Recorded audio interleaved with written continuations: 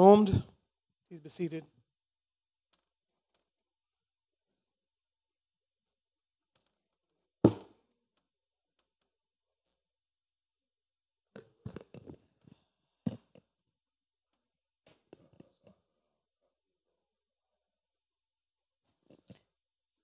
Private member motion number 5 of 2017-18. Expatriate workers pension exodus to be moved by the elected member for Newlands. The elected member for Newlands.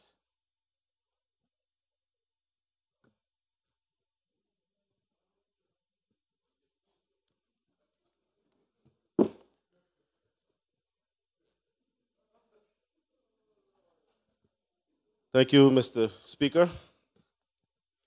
Mr. Speaker, I rise to move private members motion number 5, 2017-2018, short title, Expatriate Workers Pension Exodus, which reads as follows.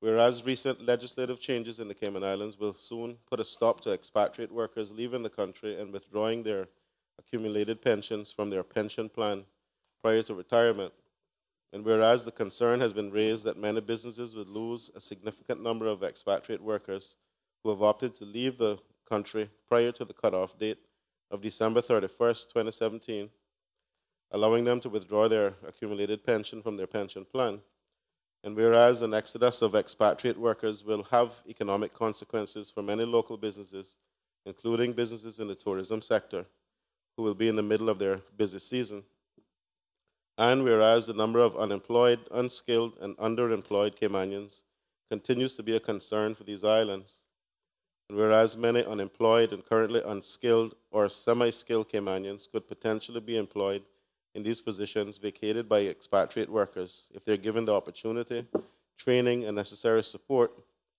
and whereas the Cayman Islands has less than 6 months to address this problem, and in the very near future will be left with no alternative but to grant new work permits as pressure from the affected businesses mounts. And whereas one of the Cayman Islands' top priorities must be that of providing training, upskilling, education, and employment opportunities for all Caymanians.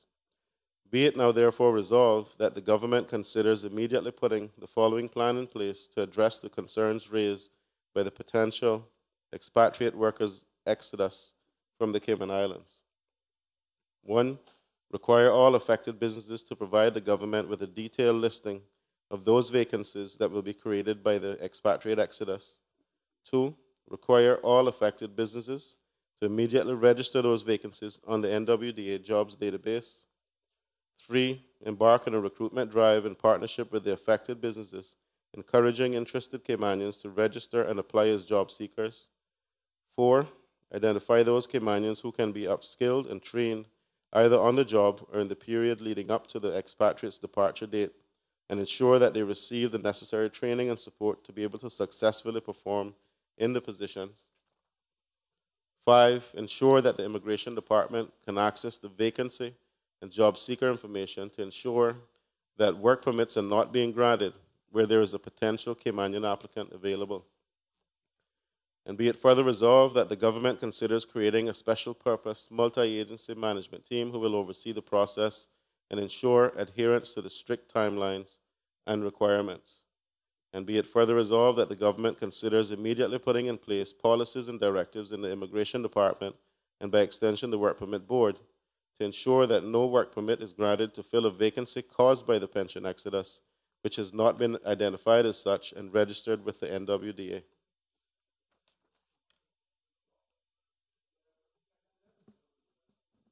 Is there a seconder?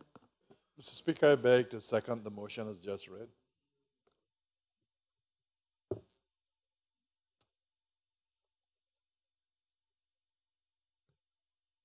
question is, be it now therefore resolved that the government considers immediately putting the following plan in place to address the concerns raised by the potential expatriate worker exodus from the Cayman Islands. 1, require all affected businesses to provide the government with a detailed listing of those vacancies that will be created by the expatriate exodus.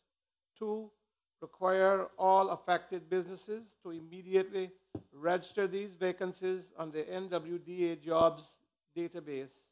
3, embark on a recruitment drive in partnership with the affected businesses, encouraging interested Caymanians to register and apply as job seekers. 4, identify those Caymanians who can be upskilled and trained either on the job or in the period leading up to the expatriate's departure date, and ensure that they receive the necessary training and support to be able to successfully perform in the positions. 5, ensure that the Immigration Department can access the vacancy and job seekers' information to ensure that work permits are not being granted when there is a potential Caymanian applicant available. And be it further resolved that the government considers creating a special purpose multi-agency management team who will oversee the process and ensure adherence to the strict timelines and requirements. And be it further resolved that the government considers immediately putting in place policies and directives in the Immigration Department and by extension the Work Permit Board to ensure that no work permit is granted to fill a vacancy caused by the pension exodus which has not been identified as such and registered with the NWDA. Does the member wish to speak there too? Yes, Mr. Speaker, thank you. Mr. Speaker, I recognize that the time is running from us and we have a number of other motions to get through, so I'll try to be as brief and concise as possible. But this issue, and I just want to, I know that the title of the motion may cause some levity among members because I know some of us may not think that there is going to be an exodus, but I borrowed that phrase from the media and from, I think there were several business groups who have referred to it now in the news as a potential exodus. So it's not my creation, however, I referred to it to draw attention to the importance that the business community seems to have placed on this issue. And I think we all may recall during the chamber debates leading up to the election that this was one of the topics, I think, in most of the chamber forums. So from that time, it was deemed as a significant issue in the country. Mr. Speaker, as Shadow Minister for this subject area, I did have some concerns, not so much on the side of individuals who were choosing to leave the country for this purpose so that they could actually, in 2 years' time, withdraw their pension, but more along the lines of what the repercussions of that would be. One, to the business community, and two, to Caymanians in general. I think everyone is aware the background to this issue came about because of legislative changes that were made. And in hindsight, I think the phased implementation of the legislative changes have caused, this has become a side effect of delaying the implementation. Had it been done immediately, I think there would have been less cause for concern, although I anticipate there would have been a bit more of an uproar from the expatriate community. But I do understand the need for the changes in the legislation, and as I recall, I supported the changes because of the potential effect it could have on our pension funds and allowing individuals to withdraw large amounts from the pension fund was I think, a concern for a lot of the pension administrators, Mr. Speaker, because of the reductions, reducing the bargaining power of the fund in terms of investing in different vehicles and so forth. So I supported the changes. What we didn't anticipate was what I consider concerns and threats that expatriates now will leave the country in mass. While I'm not convinced that it will be an exodus of that proportion, I do recognize that there is a concern for businesses. And it's the businesses, the business community that has raised these concerns. And I think in particular, small businesses might be the ones that would feel the effects the most if there are individuals who are planning to leave prior to December 31st. Mr. Speaker, I know we all recognize the importance of businesses to our economy. As providers of jobs and those who stimulate economic activity. And I also feel, Mr. Speaker, we have a responsibility to those Caymanians who are either seeking work or seeking a better job. A lot of Caymanians I've referred to in the past, after the global recession, did end up in a situation, Mr. Speaker, where they were earning less money. Some were made redundant, some lost their jobs and had to seek other jobs and at lower rates of pay. So one concern I have, Mr. Speaker, is that, and what sort of spurred me to bring this motion, is that we still have a lot of Caymanians who are in that position. And that is what leads on to some of the issues with foreclosures and so forth, the strain on social services. And I thought that this situation, if it does come to pass, could be used as in a way to benefit Caymanians. We have to remember, Mr. Speaker, that Caymanian workers do not have the representation that the businesses have. We don't have labor unions. We haven't yet passed a modernized employment law. But the businesses are pretty well organized within either in industry groups, via the chamber, different associations. But there's no sort of collective response or representation for Caymanian workers. And I've always felt, Mr. Speaker, that gave government a bit more of a role to play in the representation of Caymanians and protection of Caymanians. Mr. Speaker, at this point, we have no idea how widespread this threatened exodus will be.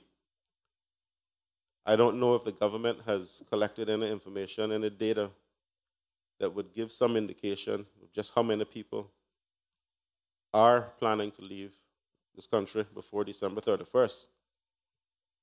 And I'm not sure how many businesses are voluntarily coming forward with the information. And I have to also question whether or not businesses are actively, voluntarily putting these jobs on the NWDA website in the jobs database. So if there is a potential exodus coming, Mr. Speaker, there is a need for some action to be taken now. And I think we're a little ways down the road now where it's becoming almost too late. And I think some proactive action should have started quite some time ago. Be that as it may, the situation is what it is, and here we are. Mr. Speaker, I heard the Premier's plans in the SPS yesterday, where he talked about moving the work permit function from the Immigration Department, and this is something that I've supported for quite some time. And I believe the time is now to make those changes. I believe that we have been for too long making decisions on work permit applications in the absence of proper market information and using individuals who have training and specialization in labor. I think the lack of data on the unemployed, Mr. Speaker, or those who are employed but looking for a better position, better employment, has been a major concern for the government for quite some time. And we've all heard the complaints about NWDA not being effective. I think all of us hear that from our constituents from time to time. And I think the NWDA has suffered from this lack in confidence due to the fact that it's not able to fully serve its purpose because it is not being utilized properly. Having more jobs listed on the NWDA website, on the database, would actually drive more Caymanians to make use of the site and the services of the NWDA. But because it is currently only done on a voluntary basis, and whenever I check, I see the same companies over and over using it, but I don't see any major increase in the number of companies using it. Then Caymanians have adopted, a lot of Caymanians have adopted the approach that, or the opinion that NWDA is not as effective as it could be for them, and a lot of them don't bother using the services of the NWDA. Mr. Speaker, those tasked with making work permit applications, with looking at work permit applications, need this information at their disposal to make those decisions. So we hear the complaints very often about permits being granted when there's a Caymanian who is either interested in the role or who would have filled the role adequately.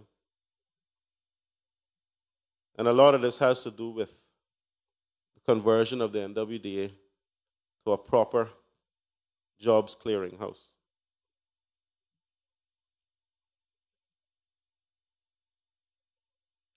As I mentioned, Mr. Speaker, there are many Caymanians who are now in low-paying jobs who are looking for other opportunities. And I think this situation can be turned into a positive, as if we take the steps recommended in the motion, we will be able to gather the data that we need, be able to identify who is available for work or seeking work, better identify which Caymanians have training deficits, who can be assisted through training.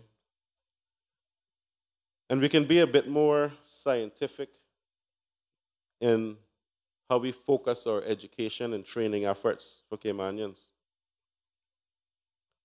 Mr. Speaker, this situation here will allow us to make the first step towards the developments that the Premier has outlined in the SPS. And it will help to eliminate a lot of the guesswork involved in the work permit process. We will know who is available to work, and we will know which jobs are available. Mr. Speaker, I understand that timing is an issue and maybe a concern based on what the motion is recommending or asking government to consider doing. But I don't believe that because of the tight time frame, we can simply throw our hands up in the air and do nothing. In my opinion, Mr. Speaker, doing nothing is going to result in more work permits, and and less Caymanians are going to be able to take advantage of this situation. I know the government is aware of the claims in the private sector that this exodus is potentially going to happen. And I know that given the limited time frame,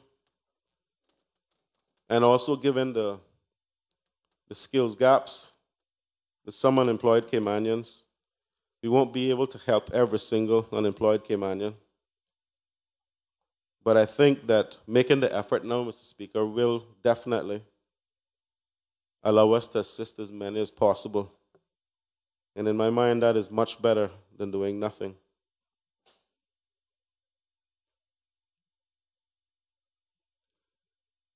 There will be those businesses, Mr. Speaker, who say that they need specialized skill sets that can't be obtained immediately in the local job market. And my suggestion there is to simply grant, if you have to grant a work permit, make it a temporary permit. And in that time frame, train a Caymanian to take the role.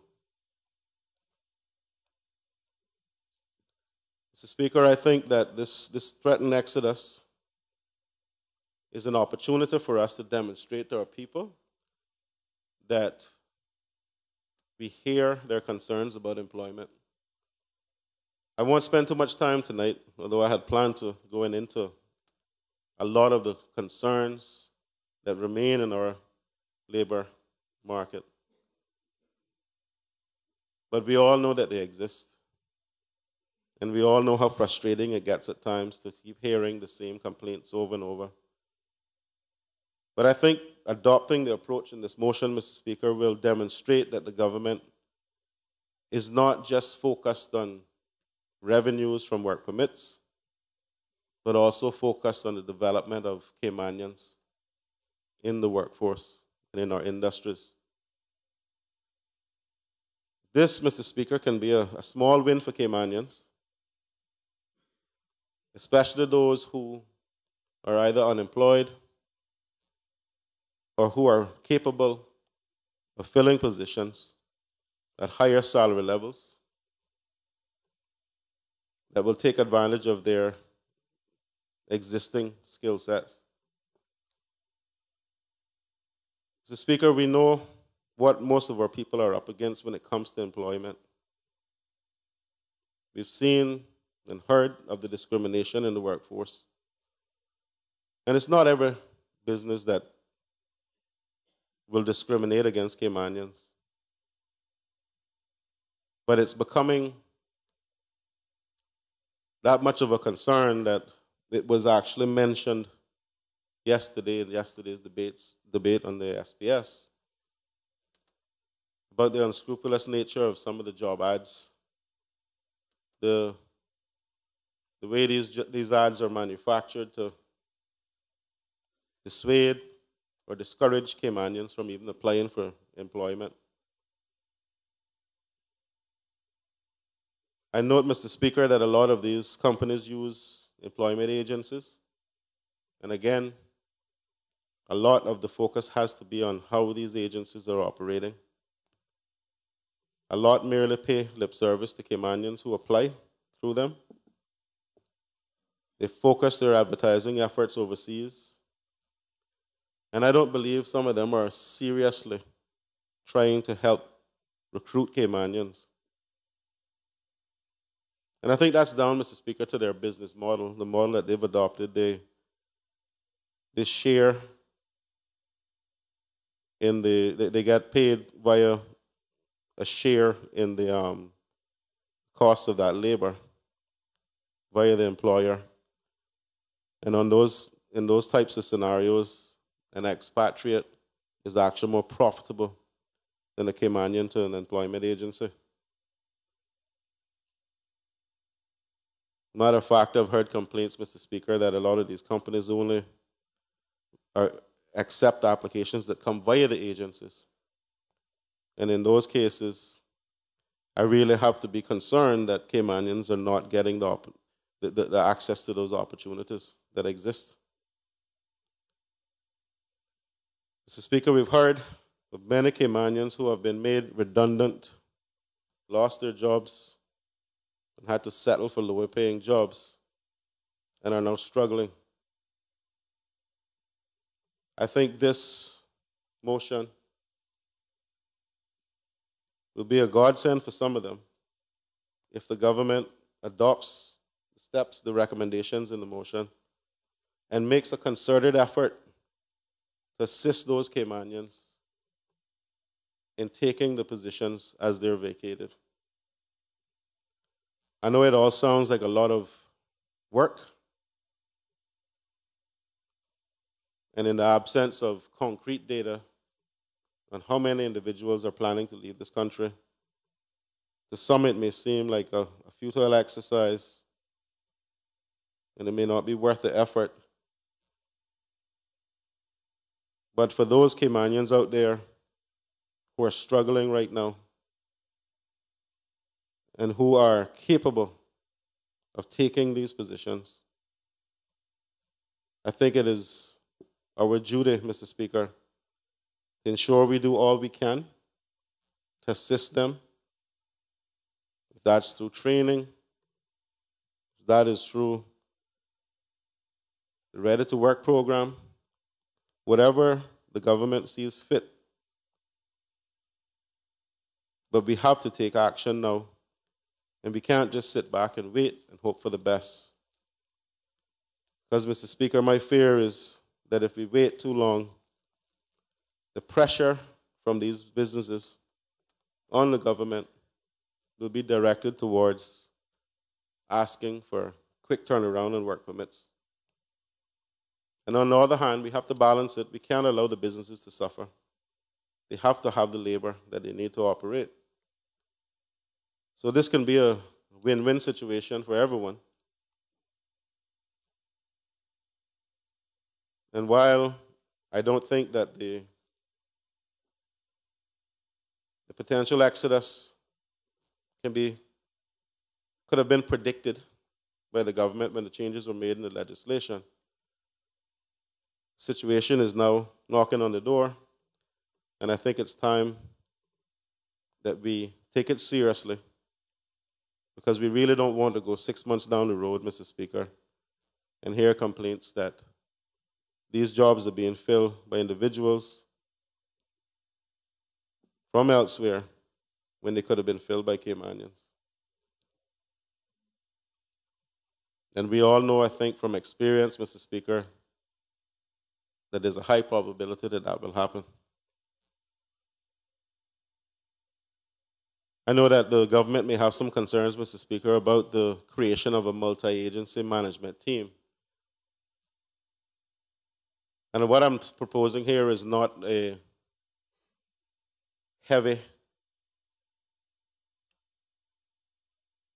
intensive management team, but just a team put together that can manage the process and make sure, because of the strict timelines we're dealing with, that things happen as they should. People are assisted when they should be, so that no opportunities are lost in the process.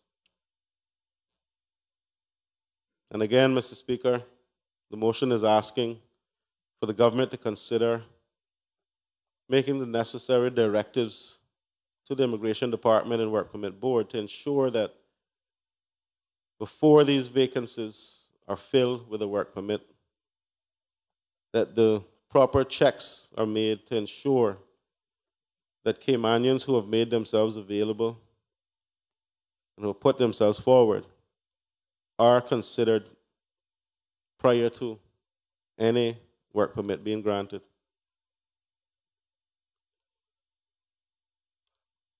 So, Speaker, I know that the government could look at this and say it's a classic case of opposition politics. But I genuinely believe, Mr. Speaker, and I'm basing this on feedback that I've received from the public. I posted this motion on my social media, and there was an overwhelming response of Caymanians who were indeed in support of this motion and its recommendations. So I'm, again, assuring the government I'm not playing politics. I think that this is a genuine concern, and it can be turned into something that will benefit our people. and help those who need employment to find it. So, Mr. Speaker, I will wait to hear from the government. Hopefully, they will decide to support the motion or something similar. Again, it's not set in stone. I'm only asking the government to consider. But what I'm asking the government to not do is to do nothing. Thank you. Does any other member wish to speak? Does any other member wish to speak? Does any other member wish to speak? The Premier. Thank you, Mr. Speaker. Mr. Speaker, I spent, pardon me, I spent a considerable amount of time yesterday in the SBS talking about what the government is doing and proposing to do with respect to labor and immigration issues. And I spoke at some length about the proposed creation of a human resources department that would assume the functions of the Work Permit Board, the functions of what is currently called the NWDA, the National Workforce Development Agency, and the creation of a National Jobs Clearinghouse, about the government's determination to further develop and press on with the Ready to Work.ky program, which was the pilot program of which was quite successful, aimed at ensuring that Caymanians who struggle with getting and keeping employment because they lack soft skills and a range of other important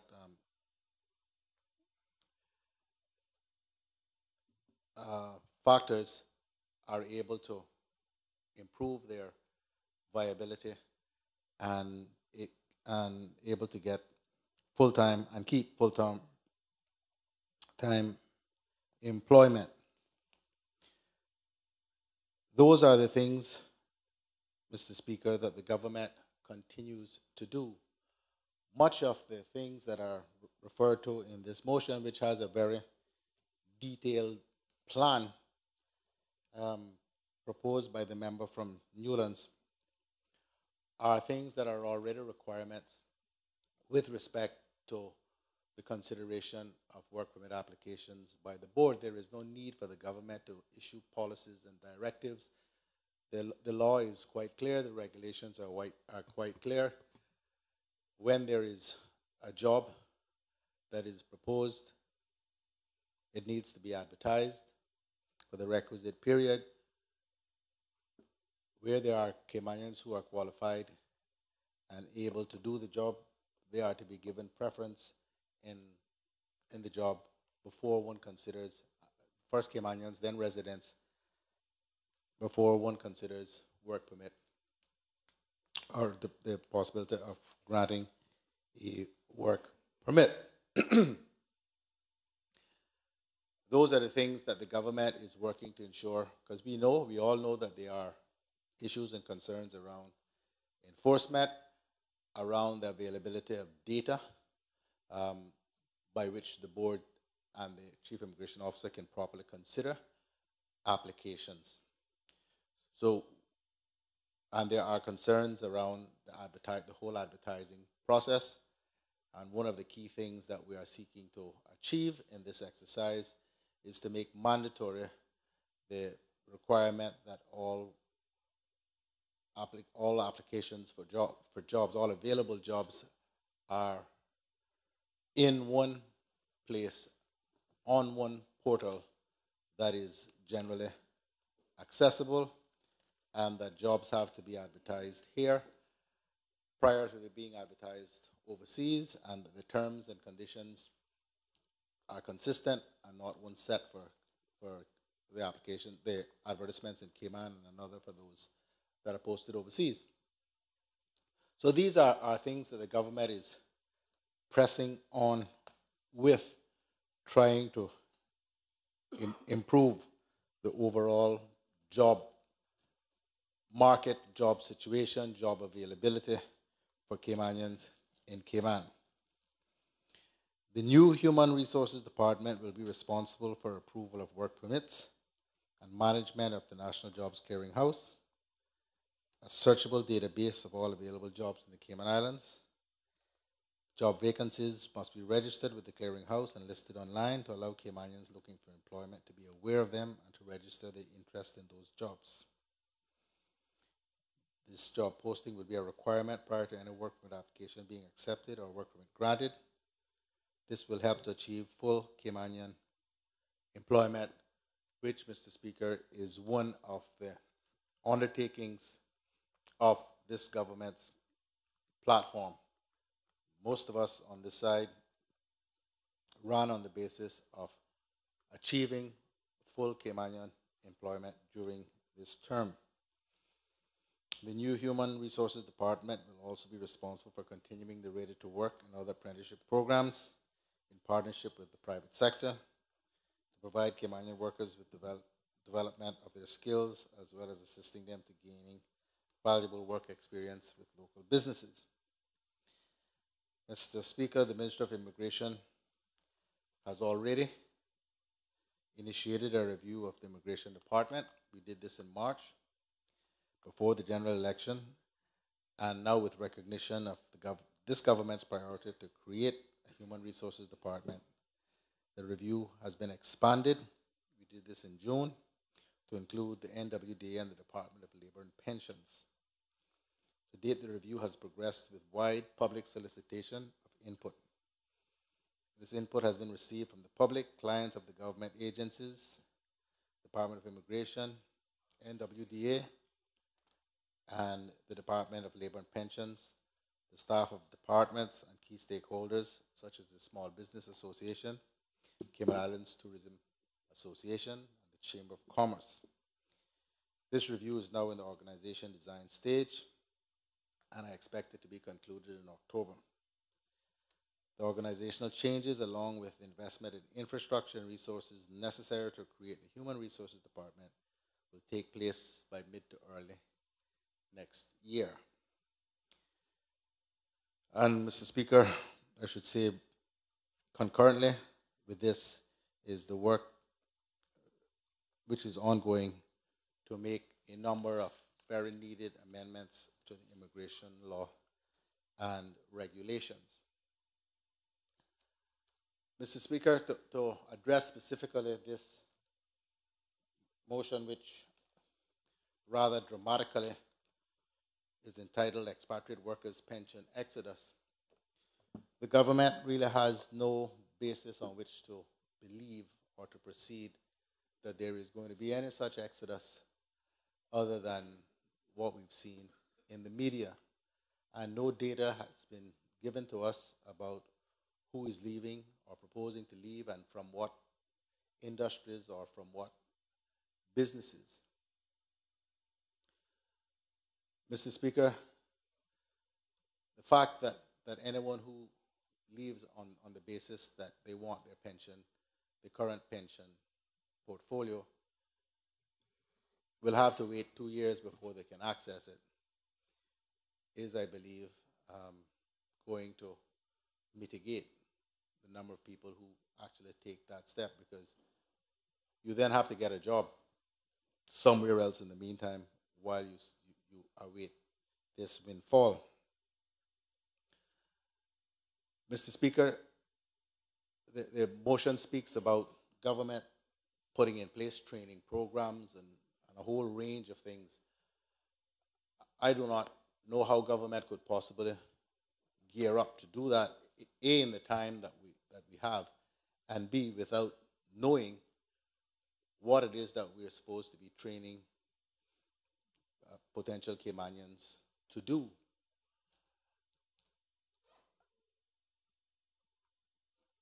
Mr. Speaker, the way that we are looking at this is the same way we're looking at the whole issue of employment and underemployment of Caymanians more broadly. And that is to seek to put in place measures, resources to give Caymanians the best possible opportunities they can have to access these jobs because they have the necessary training and education to do so, but also that employers recognize in a way that seemingly these days many of them don't, that they have a duty and obligation to prefer Caymanians over others and not to swiftly conclude that because the Caymanian applicant doesn't meet every single one of the criteria, that means that they are not trainable and that they should not be employed. In the good old days, if I may call them that, there was this unwritten acknowledgement, acceptance by employers that the quid pro quo for a work permit or work permits was that you would take on and train Caymanians who did not necessarily have the wherewithal to do the particular job at the time, but that were certainly trainable. That is where we have to get the culture of employment in the Cayman Islands back to. And that is all part and parcel of what we are seeking to achieve. But, Mr. Speaker, this rather detailed and resource requirement heavy plan that has been proposed by the member from Newlands is not something that the government is prepared to accede to. It will, without question, force us to divert needed resources that are working now to develop the systems and programs and legislative changes that I spoke about into something that is purely speculative at this stage. The concern, or it seems from his speech, that the principal concern of the member who moved the motion, the member from Newlands, is to ensure that Caymanians get opportunities for these jobs, that is not just an automatic grant of a work permit to replace the one that has gone. Now that is a legitimate concern, but I do not believe we need to resort to these extreme measures to achieve that. What we require is greater vigilance, greater scrutiny, and perhaps more resources at the work permit application stage, if it comes to that there are significant numbers of work permit holders who are moving on because they are upset or wish to cash in essentially their pension contributions or cash in on their pension contributions early. Mr. Speaker, there is, while I'm on my feet and talking about this, we really, in my view, and I'm not speaking for the government at this stage because we have not taken, I make this clear, we have not taken a decision about this. But we really have to look again, I think, at the whole pension legislation and requirement. And particularly this requirement that forces Caymanian employers to pay 6% of an employee's salary, or to match 6% of an employee's salary, only of a work permit holder, only for that work permit holder in due course to leave the Cayman Islands and go somewhere else, in the case up until the 31st of December, cashing in on this windfall, which has been supported.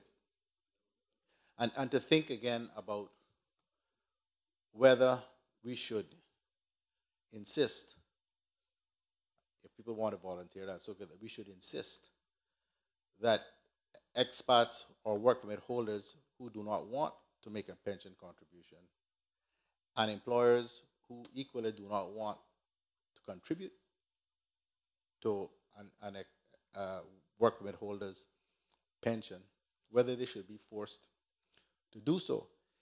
If that individual settles in Cayman, in other words, gets permanent residence and will therefore be here foreseeably for the long term, that is another matter.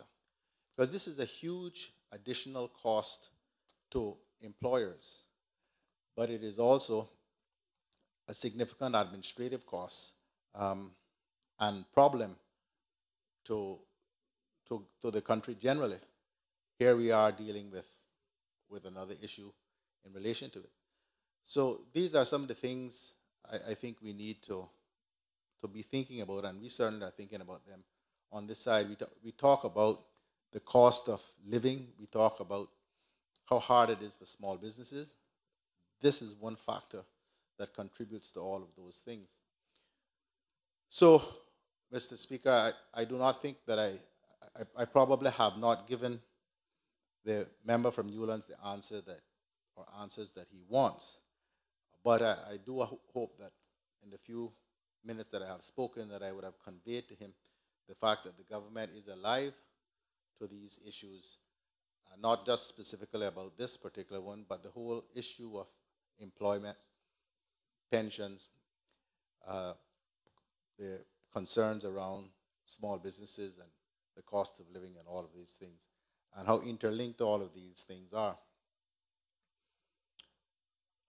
But, Mr. Speaker, so that the member is clear, the government cannot see its way to supporting a motion which would place this level of responsibility and add this amount of additional work to the work that the respective departments and the ministry are already conducting with respect to, more broadly, seeking to resolve the immigration, work permit, and employment issues and challenges these islands face. Does any other member wish to speak? The member for Georgetown Central. Thank you, Mr. Speaker. I want to say that I haven't had the opportunity to speak to my fellow opposition member, elected member for Newlands, in respect to his motion. So by all means, there's been no discussions for me to automatically support his motion. So I decided when I got all the motions, because everybody now knows that I'm no longer formally a part of the opposition, and I stand alone. So my contribution to this motion, Mr. Speaker, will be merely some observations and some concerns, because I was hoping that the government could resolve what I see the member from Newlands trying to address. But unfortunately, I don't think that I got what I wanted to hear for me not to vote for this motion. Because in my view, from what I heard from the deputy opposition leader, is that he sees an opportunity to try to decrease the level of unemployment amongst Caymanians, because a major sector of our society has given us indications that there will be, quote unquote, mass exodus of workers. And if we're not going to listen to the employers about the facts and evidence of what they see, who else can we get that information from? Mr. Speaker, the Honorable Premier, and by all means, I am definitely not trying to get in a difficult position with this administration. I understand my position as an opposition member, and there has to be some leniency to discussions in order for me to get a little something myself. And ultimately, my job is to get things done for Georgetown Central. So I'm not trying to pick a fight. I want to make that clear. But I have a due responsibility to each motion that comes and to address points that have been said and positions that have been brought by the movers of each motion. And I am concerned, Mr. Speaker, when the Premier says it's purely speculative. Who else can we depend on for the information that there is going to be a large number of employees to leave this country as a result of the changes in the pension law other than the employers. You have a major association in this country, the Chamber of Commerce, who have publicly basically said that this is a problem and it will affect the employees to leave. We take advice from the Chamber of Commerce on everything else. So, Mr. Speaker, I personally believe it's wrong for the Premier to say it's purely speculative. They are the only authority in this country at this particular point to give us some sort of indication whether or not a large amount of people are going to leave this country as a result of this pension move. We have no other data collection process to find out. And I think that the mover of this motion ultimately is saying there's not many opportunities for Caymanians to try to get themselves in the door. So if there's a potential chance, Mr. Speaker, to grab a hold of an opportunity of a large amount of people to leave, why not at least try? The Honorable Premier Alan McLaughlin suggested just yesterday that the opposition must present viable options rather than these wish lists. I think the mover of this motion is trying to do that. And I think that has to be recognized, Mr. Speaker. Now, in my view, I think the motion is asking for a lot. And I didn't expect the government to accept this motion. But I expected them to at least consider some opportunities where they at least can get some investigation into it. The fact that the Premier said that there's no data given to his administration, how about getting up and going out and getting the information? Are you expecting the business community to come and hand you a document to say, hey, we went around to all the business community and these are the numbers of people who are decided to leave this country? You cannot accuse the opposition of not trying to do something, but then you expect everybody else to do it for you. Mr. Speaker, I really did not want to get in a, for lack of better words, an argument with the government. But I find, that's all right, I'm okay with that. I'm true to myself. I find that what I see here right now is the member really trying to find a solution when many, many Caymanians, the same social media that we all talk about, constantly work. I've seen the mover of this motion, the Honorable Deputy Opposition Leader, elected member for Newlands, Facebook page, when he has posted this motion, I've read the comments. I've seen the traffic on social media. So I know many people admire the attempt of this motion. And there has to be some level of credibility given to the motion in respect to, can there be something done before the opportunity is lost? One other concern, Mr. Speaker, that I'll bring up that really worries me. And it takes me back to 2012, right before the progressives gave me the opportunity to start in this world of politics. When negotiating what needed to be in our manifesto, we had a party, not a conference, but we went off and we discussed what was going to be in the manifesto. The progressives are well organized. And we discussed this very point that the Premier just highlighted about the potential opportunity to consider not allowing work permit holders to pay pension. Now, I have to agree with the Honorable Premier to say that, yes, it is burdensome on many businesses because it's a cost. Every cost is translated on to the consumer. But unless the Honorable Premier and his administration is also saying that he's going to take off the pension for Caymanians, I don't think he should have said it at all. The reason being is because you cannot give more of an advantage for the business community to hire foreigners than over Caymanians, because subsequently what you are doing is saying it's going to be cheaper to hire a foreigner than a Caymanian because you're going to have to pay pension for a Caymanian.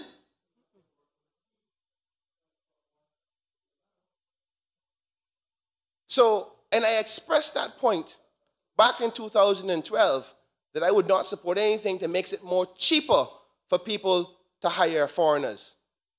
And obviously, Mr. Speaker, we cannot take away the pension law from Caymanians, because the reason for the pension law in the first place is to protect them when they get to that retirement age. So I'm concerned about that viewpoint, but I am happy at least that the administration is considering that it's a problem, but I definitely do not think that as a solution. So, Mr. Speaker, I'll say that I, just out of mere respect for the Deputy Opposition Leader and his attempt to say there is an opportunity here, can we seize it? Even if it's just a team to go out to the business community and say, how many people do you expect? Even to collect the data. Because sometimes we can make better decisions based on data collection. And even in the attempt, Mr. Speaker, of that motion, even doing that, I will have to support my member of the opposition, the Honorable Deputy Opposition Leader Alva Sugu. And I must say that I'm not satisfied with what I heard in respect to the response to this motion when the member was merely trying to seize an opportunity for Caymanians to have a better chance at jobs when we know Caymanians are the ones that are suffering the most in respect to the employment market. So, Mr. Speaker, I'll not add any more because I know it's late at night, but those are my contributions. Thank you, sir. Does any other member wish to speak? Does any other member wish to speak? Does any other member wish to speak? The mover wish to reply? The Sorry. member for Buttontown West. Thank you, Mr. Speaker. I really wasn't planning on speaking to this motion, Mr. Speaker, except to pretty much record within the answer that whoever want to leave, whoever want to take their pension money and go, can go. There are about 6-7 flights leaving here a day, and I don't have no problem with anyone wanting to leave. Because at the end of the day, I've always said it before, and I'll say it again, is that our people can no longer take this view that people who are coming here to earn money are going to somehow turn into nation builders, and the only persons who are going to be building our own nation for us will be ourselves. What I can say, Mr. Speaker, is that I am encouraged by what the Premier said concerning taking the pension off the expats. I think that is definitely something that we need to consider. Yeah, well, no, I think it has to be, I think it's definitely an idea that's worth exploring.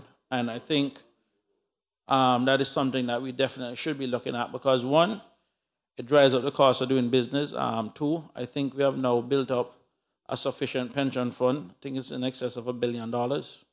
And we need to start looking at ways in which we can reduce business. What I can say, taking into consideration what Mr. Bryant said, is that one of the things that we may also want to consider is even a kind of social security. I don't use the word social security, but something similar to that. And rather than even give the employers back the full 5%, maybe even old 1% back or something, and start creating a Caymanian safety net.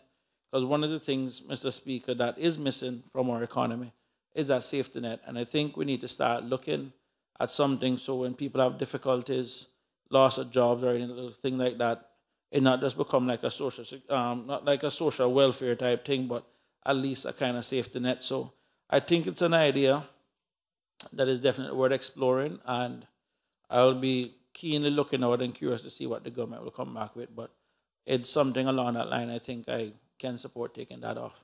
Thank you. Does any other member wish to speak? Does any other member wish to speak? May I call on the mover?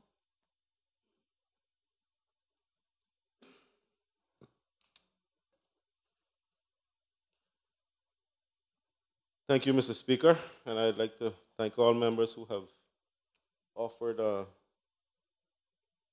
their opinions or offered some debate on this motion. Mr. Speaker, I listened to the Premier outline some of the objectives that were discussed in the SPS.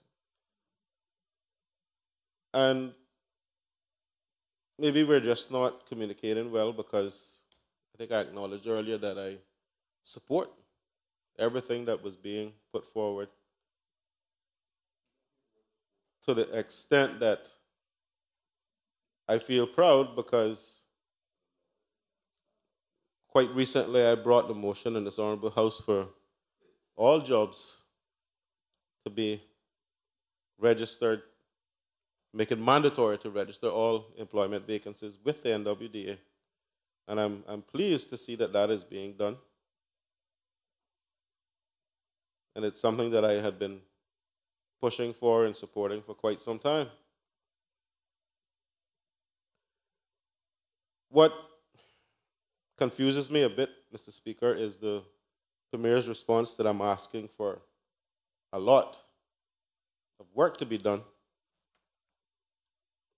when in reality, it's really not a lot of work. It just needs someone to do it. All I am asking, Mr. Speaker, is for the government to ask businesses to provide the information on who intends to leave as a result of this pension change.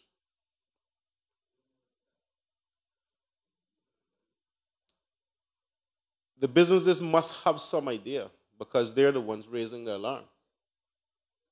So either we completely ignore them,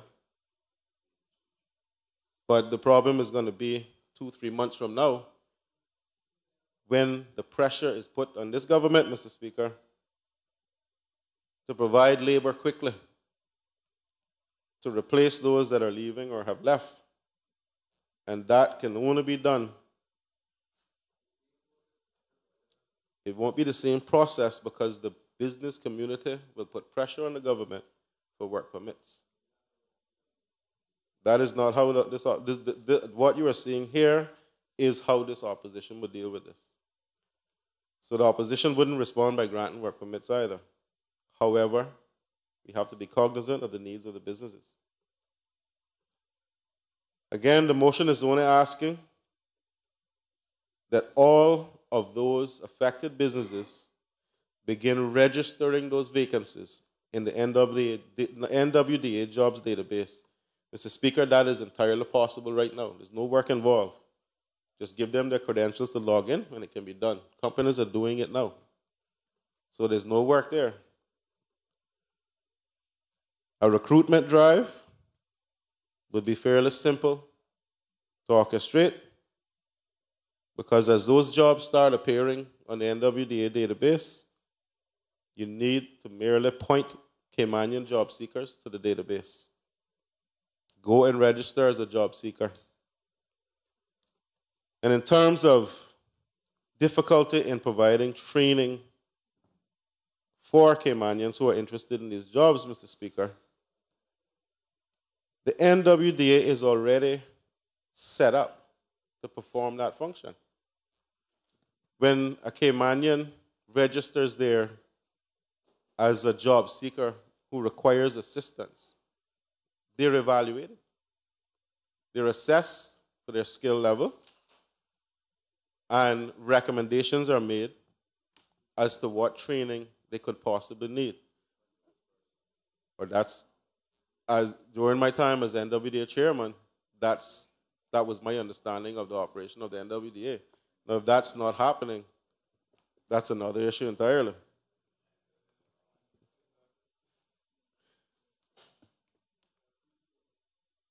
Now, the NWDA may not fund the training, but their role is to identify the skill gaps and make recommendations. And if that's not happening, that's another issue that we have to deal with, because that's a performance issue. And it exactly because we have finance committee coming up. And if NWDA can't account for the resources they've been given and the outputs expected, then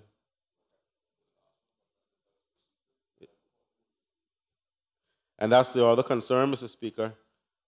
We don't know which Caymanians out there are exactly are eligible for these positions because Caymanians are not in mass going to the NWDA database and registering as job seekers. But I can guarantee you when the jobs are in there, they will come. 90% of the complaints I get is that they go on and they can't find the jobs. But Mr. Speaker, the reality of life here in the Cayman Islands, and as much as we have done legislatively to protect Caymanians, as many policies have been put in place, Caymanians are still not getting fair treatment in a lot of cases. I really don't think, Mr. Speaker, that these recommendations are extreme.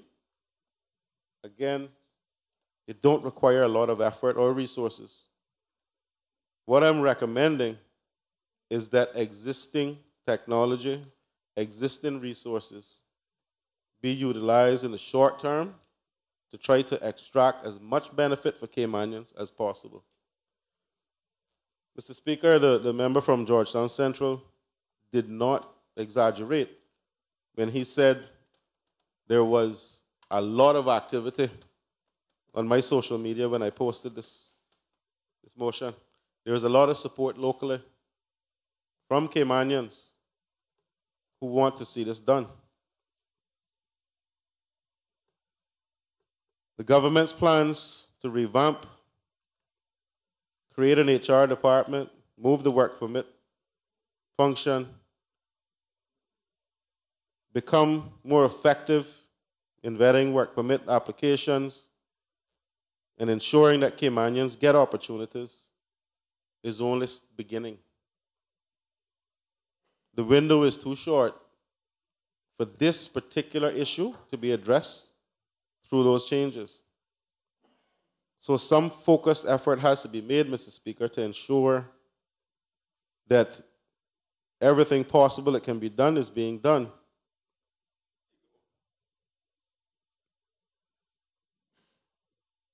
It must be better than waiting for what I predict will be an increased number of work permit applications in a few months from now. It really can't be that difficult to sit down with the Chamber of Commerce and ask them to provide a list of expected vacancies. If they can't provide that, then we can then possibly ignore the threatened exodus.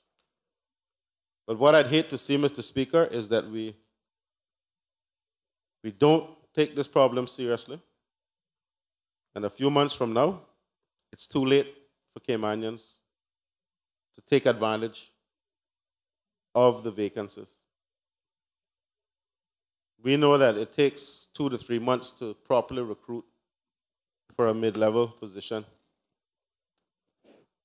And I have no doubt that some of these individuals who plan to leave and take their pension, some of them work for companies who have offices overseas, and they will transfer to another jurisdiction for 2 years, get their pension money, and be back here with an economic benefit that is going to give them another advantage over Caymanians. They would have taken the cash out of their pension and come back here in a much better financial position than most of us.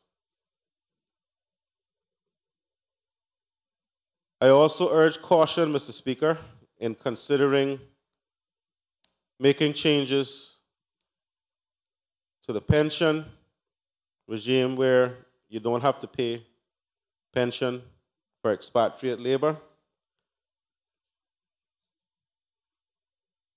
I agree with the member from Georgetown Central. That will make expat labor cheaper to recruit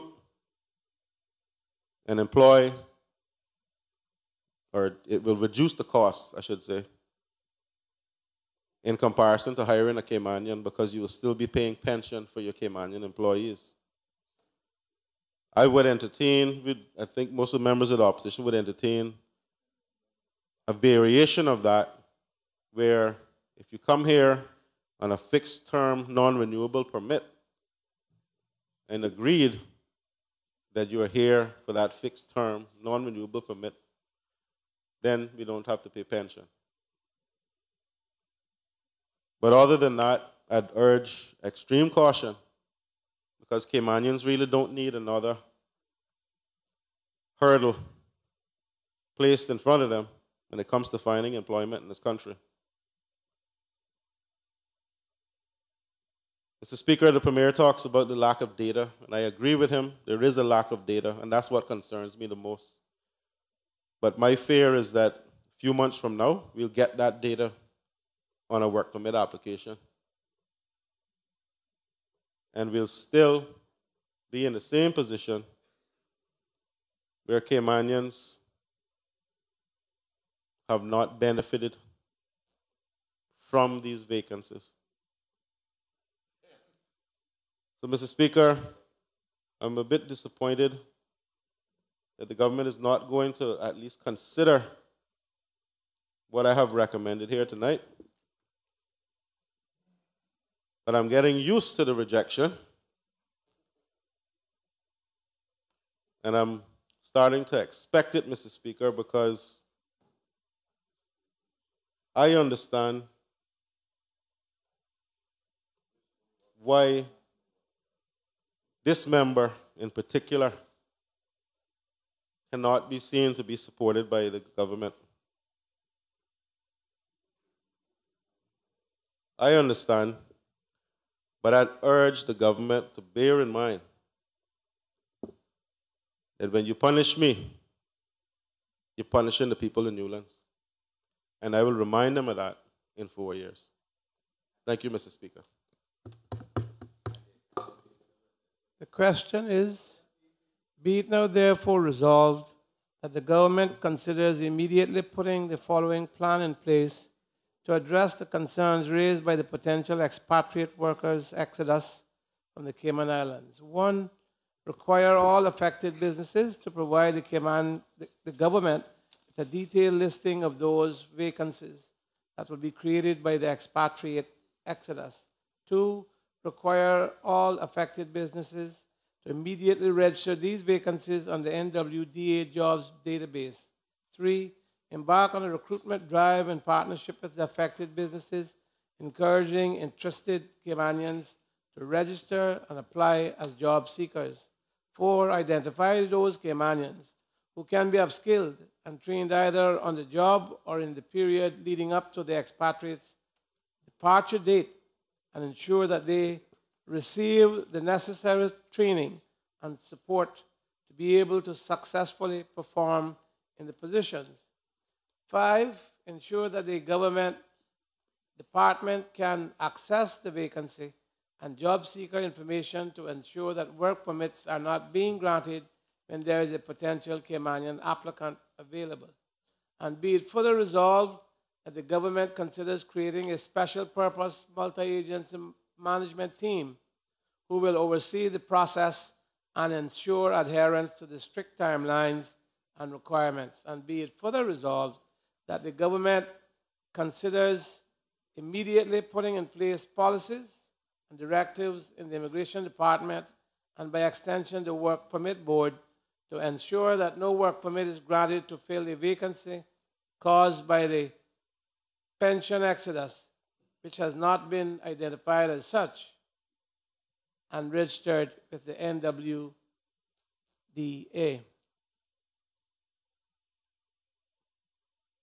All those in favor, say aye. Aye. Those against? No. The noes have it. Mr. Speaker, can we have a division, please? Clerk.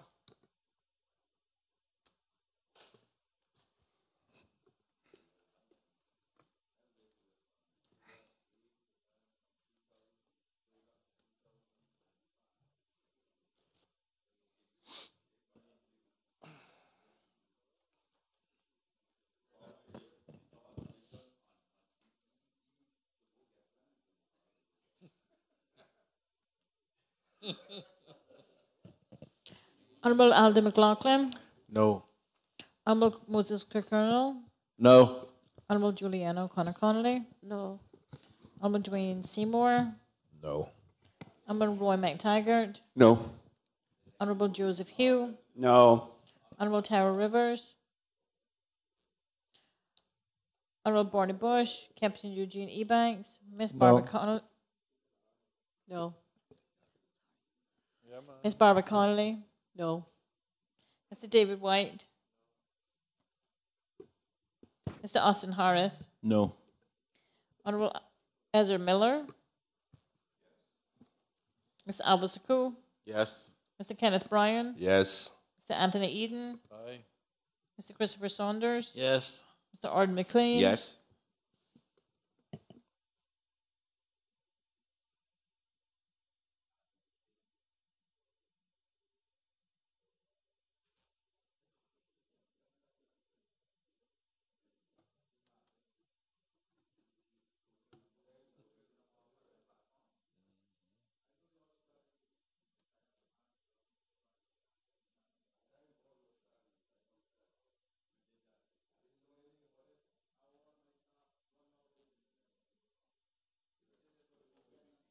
The results of the division is as follows: 6 ayes, 10 noes, and 2 absentees.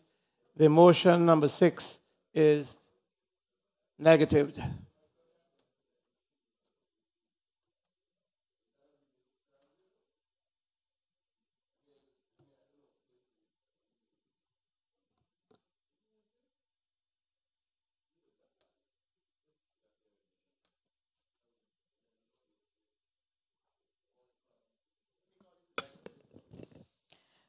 Private Member Motion number 6 of 2017-18, Immigration and Labor Reform, to be moved by the elected member for Bordentown West.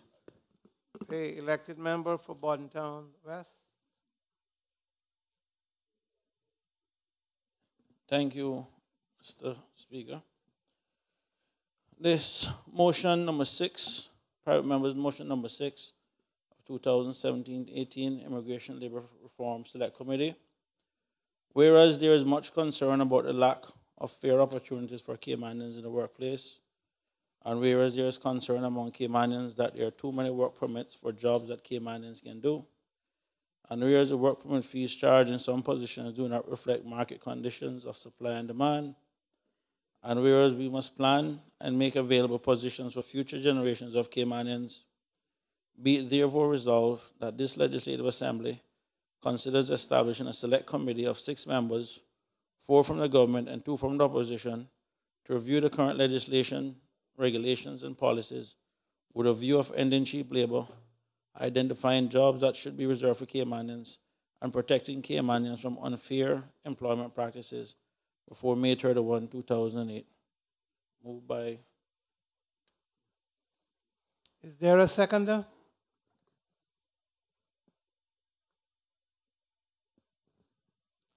Is there a seconder? The elected member for East End. Mr. Speaker, I beg to second the motion.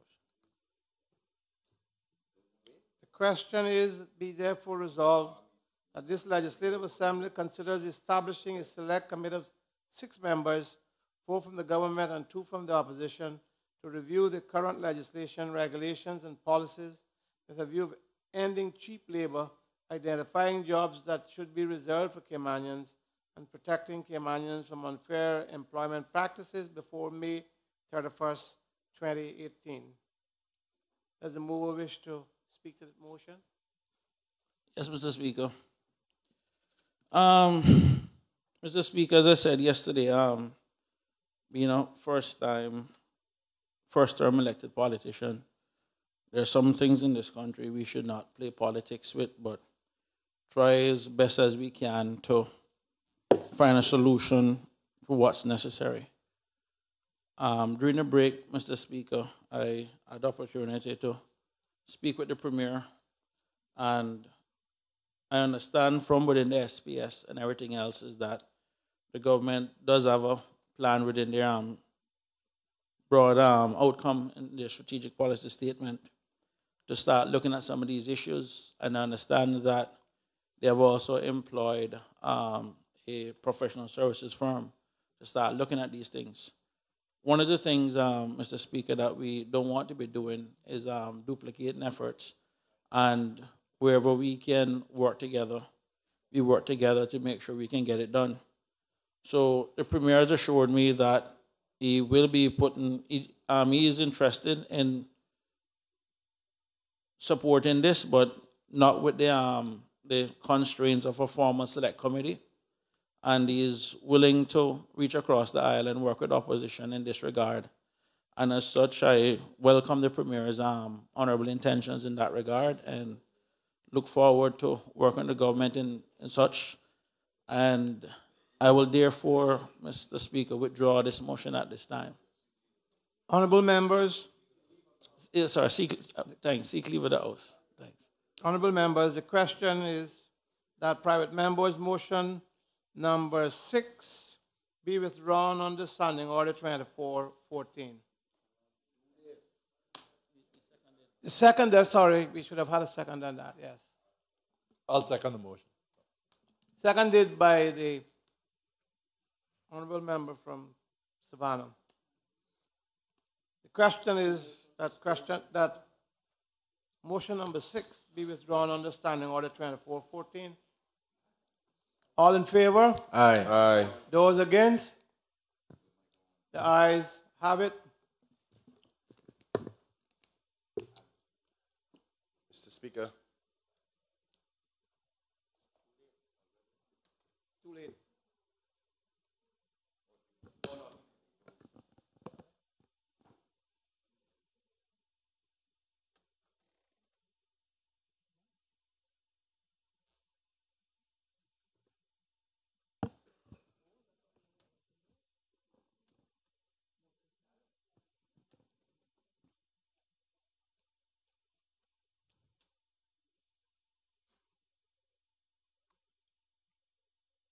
Members haven't voted. Ayes and noes. Motion is therefore withdrawn. Clerk?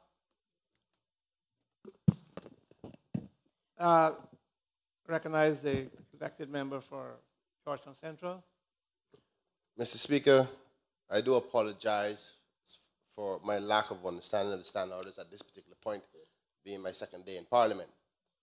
But I have to respect the seniority of my colleague, Mr. Arden McLean, which have highlighted a very important point, and I'm concerned that it may affect the two motions that I've had with the intention of having them withdrawn when I laid them on the floor of the House.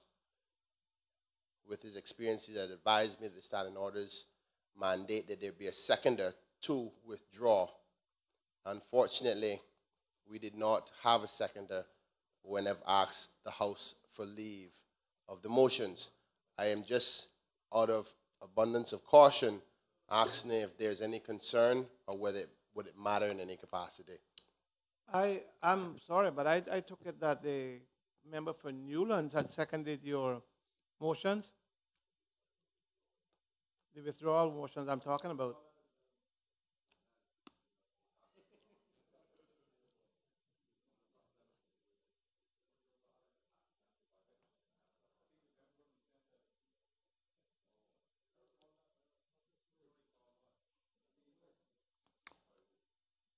By the member from Newlands. That's what I thought. Mr. Speaker, just for clarity, what transpired was the member for Newlands seconded the motion for me to bring it, but did not second the motion for me to withdraw it. And the member from East End is correct. I just want to make sure that it's clear in the event that it creates any havoc for the legislative proceedings.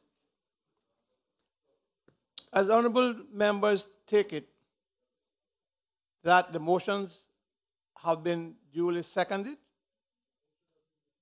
the motion has been disposed of. Mr. Minister of Speaker, Education. perhaps if you would permit me, the member from Eastern advice is correct to the honorable member from Central, but as it has already been passed and the will of his house did vote to accept it, thereby tacit support, have ignored a procedural technical difficulty. And perhaps a lesson learned is that whenever you bring a motion and you're not from the government, you have to get a seconder. Hopefully that helps, Mr. Speaker. And thank you very much, Honorable Minister. Thank you very much, Honorable Minister of Education. And I take it that members are satisfied that the motions have been duly passed. Clerk. Private member motion number 7 of 2017-18, banking reform, to be moved by the elected member for Bordentown West.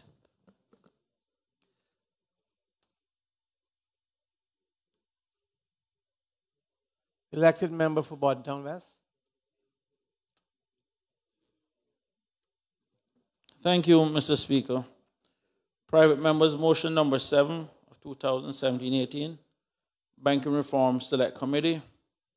Whereas there is much concern about the fees that banks are charging to cash checks and other simple risk-free transactions, and whereas there is concern among all Caymanians that interest charged on loans can change unilaterally with short notice and without a clear framework, and whereas there are potential conflicts between banks, insurance companies, and some land valuators that may affect the consumer, and whereas we must find a balance between what is fair to the consumer and what is reasonable for banking institutions, be it therefore resolved that this Legislative Assembly considers establishing a select committee of 6 members, 4 from the government and 2 from the opposition, to review the current policies and legislations governing bank, credit, regulatory capital of banks, and to make recommendations to implement and improve legislation and policies that will be fair and balanced to banks and their customers before March 31, 2018.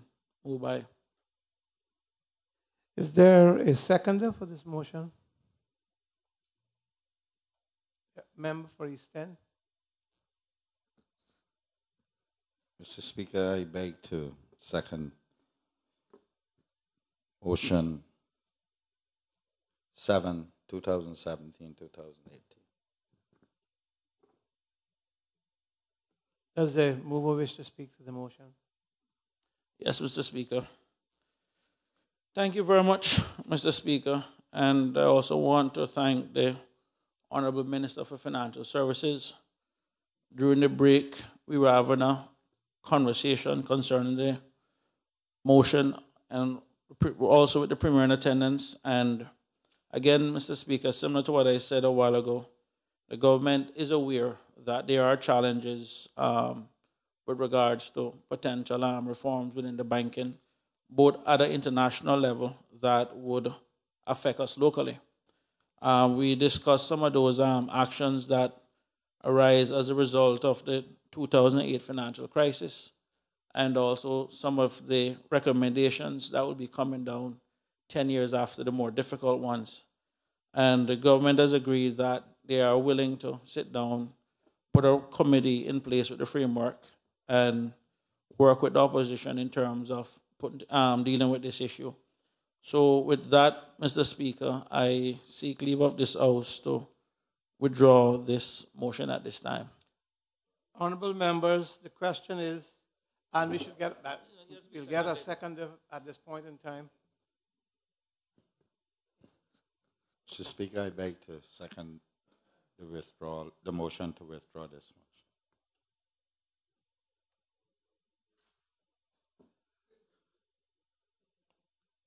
The motion is moved and seconded. The question is that private members' motion number 7 be withdrawn under Standing Order 2414. All those in favor? Aye. Those against? The ayes have it.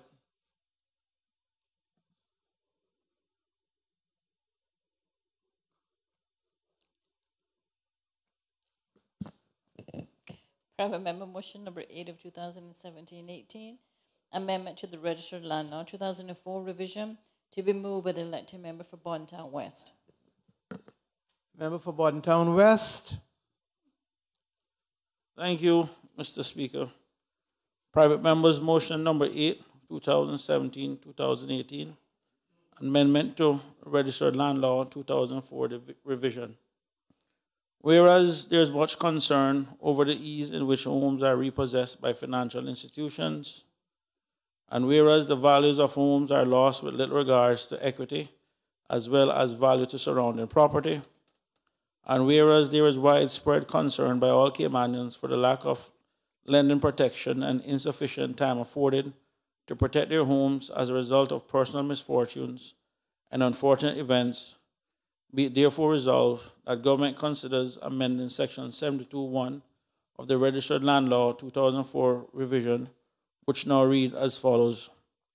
If default is made in payment of the principal sum or of any interest or any other periodical payment or of any part thereof, or in the performance or observance of any agreement expressed or implied in any charge, and continues for 1 month, the chargee may serve the charger notice in writing to pay the money owing or to perform and observe the agreement as this case may be. To read as follows. If default is made in payment of the principal sum, or if any interest or any other periodical payment, or of any part thereof, or in the performance or observance of any agreement expressed or implied in any charge, and continues for 3 months, the chargee may serve the charger notice in writing to pay the money owing, or to perform and observe the agreement as this case may be. And it be further resolved that the government considers amending Section 72(2) of the Registered Land Law 2004 revision, which now reads as follows.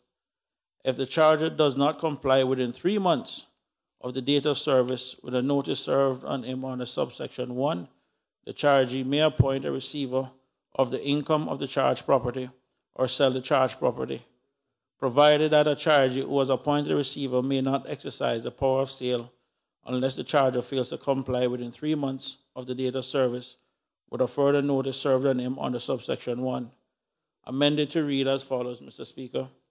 If the charger does not comply within 6 months of the date of service with a notice served on him under subsection 1, the chargee may appoint a receiver of the income of the charged property or sell the charged property, provided that the chargee who was appointed a receiver may not exercise the power of sale unless the charger fails to comply within 6 months of the date of service with a further notice served on him under subsection 1. And be it further resolved that the government considers amending Section 73(6) of the Registered Land Law 2004 revision, which now reads as follows.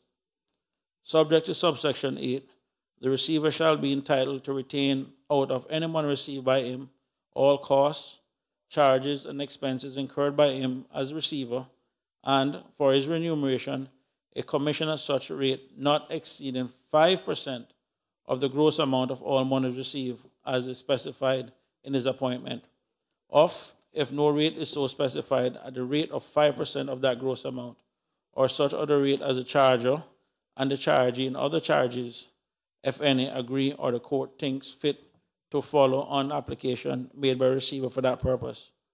Amended to read as follows. Subject to subsection 8, the receiver shall be entitled to retain out of money received by him all costs, charges, and expenses incurred by him as receiver, and for his remuneration, a commission at such rate not exceeding 3% of the gross amount of all monies received as is specified in his appointment, or if no rate is so specified, at the rate of 3% of that gross amount, or such other rate as the charger and the chargee and other charges, if any, agree, or the court thinks fit to allow an application made by the receiver and notify to the chargee for that purpose. And be it further resolved that the government considers amending Section 75(1) of the Registered Land Law 2004 revision, which now reads as follows. A chargee exercising his power of sale shall act in good faith and have regard to the interests of the charger, and may sell or concur with any person in selling the charged land, lease or charge, or any part thereof, together or in lots, by public auction for a sum payable in one amount or by installments, subject to such reserved price and conditions of sale as the chargee thinks fit, with power to buy in at the auction and to resell resell by public auction without being answerable for any loss occasioned thereby. Mr. Speaker, we wanted that section amended to read as follows. A chargee exercising his power of sale shall act in good faith and have regard to the interests of the charger, and may sell or concur with any person in selling the charged land, lease or charge, or any part thereof, together or in lots, by public auction, for a sum payable in one amount, or by installment, subject to a reserve price that cannot be below 70% of the average of 3 valuations, one of which must be provided by the charger. Move by. Does the motion have a seconder? Mr. Speaker, I beg to second the motion as read. Is the mover speaking to the motion? Yes, Mr. Speaker, thank you. Mr. Speaker, similar to my 2 other motions, during the last break, we were having discussions with the Minister, the Honorable Minister of Financial Services, and the Honorable Premier. And while they accept that as a former banker, I may have, I guess, unique knowledge in this regard, the government did ask, I guess, for more time to consider, I guess, what the potential impact would be to changes of the law. And as such, Mr. Speaker, I don't think the request is unreasonable. As I stated yesterday, I am cognizant that there are 4 new members of the government, and the government has been in place with us 3 months. And as such, one of the things that we're agreeing to is at least look at the framework of creating a proper mortgage law to protect consumers. The government has given this commitment to work with opposition in looking at such legislation and everything else. And I seek leave from this honorable House to withdraw the motion at this time. The question is that we have is there a second elected member for East End? Mr. Speaker, I wish to second the motion to withdraw the substantive motion. Honorable members, the question is that private members' motion number 8 be withdrawn under Standing Order 2414. All those in favor? Aye. All those against? The ayes have it. The motion is therefore withdrawn.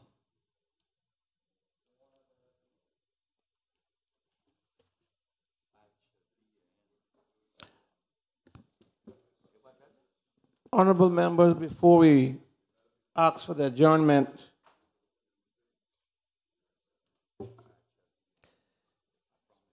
I crave your indulgence to say that those persons who served on the committee set up to advance a law for the administrative autonomy of the Legislative Assembly is reminded of a meeting set for Monday, 28th of August at 10 a.m.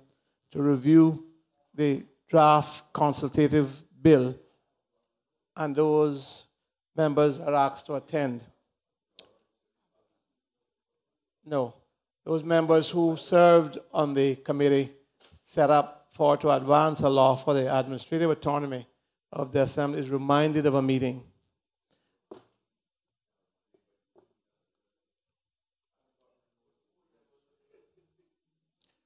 I am reminding members of a meeting, and you should get that by tomorrow morning, I hope, if they haven't got it. And that meeting is set for Monday, the 28th of August at 10 a.m. The purpose is to review the draft consultative bill.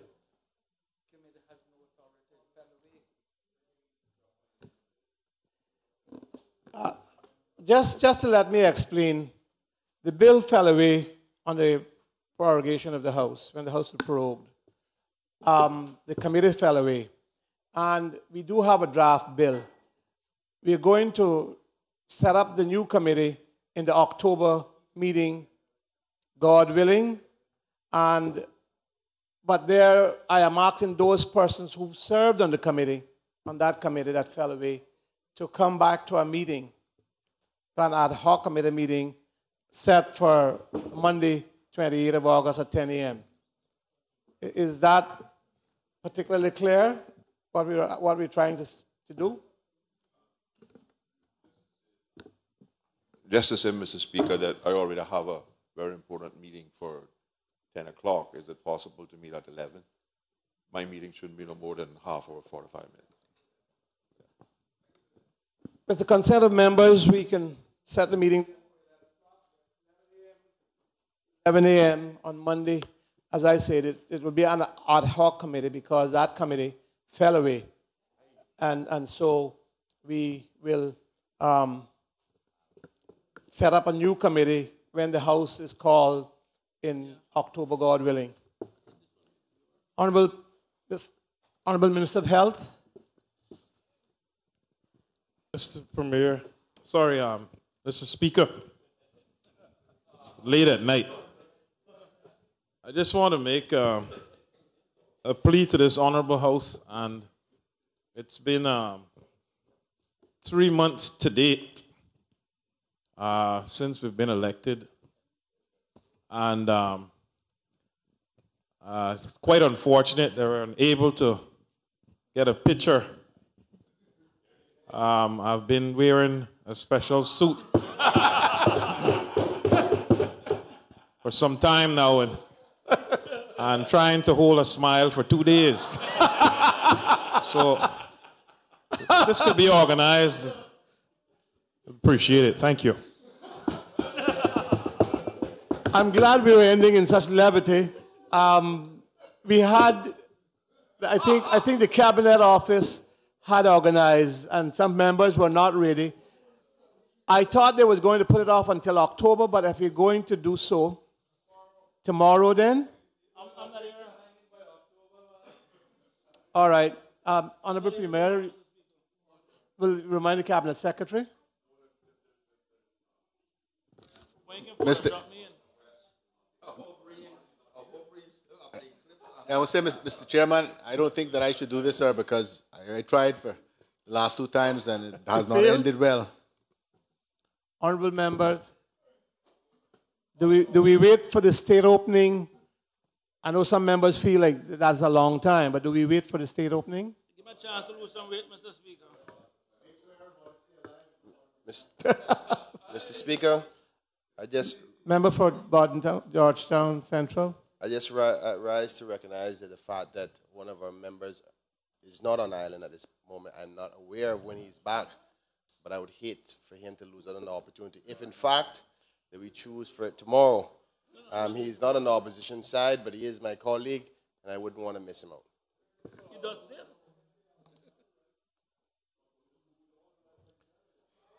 I take it that members agree that we'll wait until the state opening, God willing, in October.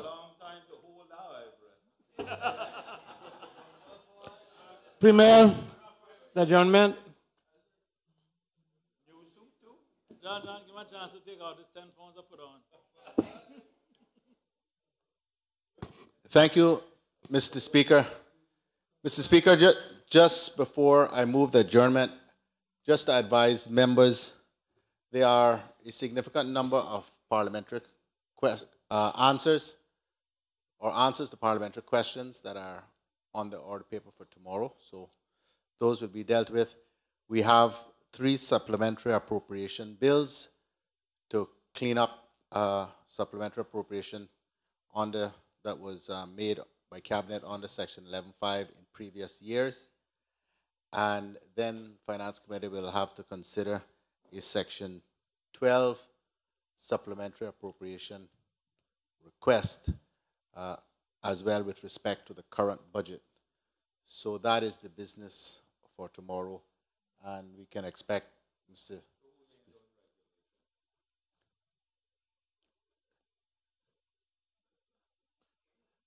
We can expect the House to start at the usual 10 a.m. and once the business of the House is complete, then and the supplementary appropriation bills are moved, the House will resolve itself into a committee to consider the supplementary appropriations in due course. I'm being reminded by the member from East End that there are some regulations as well. I remember them coming down. I'm not sure what the status of them is. But we will resolve all of that. I'm not going to try to do that by speculation. So we'll resolve all of that. I'm sure that the House will have the agenda and those items that the government is ready to dispense with will be set down on the agenda. Premier, would you move the adjournment? So, Mr. Speaker, with that, I move the adjournment of this Honorable House until 10 a.m. tomorrow morning. All those in favor, please say aye. Aye. Those against? This Honorable House now stands adjourned until 10 a.m. tomorrow morning, God willing.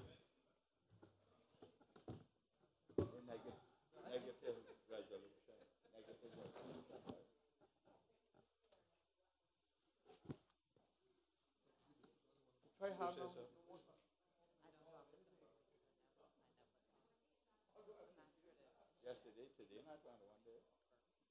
So today, not one.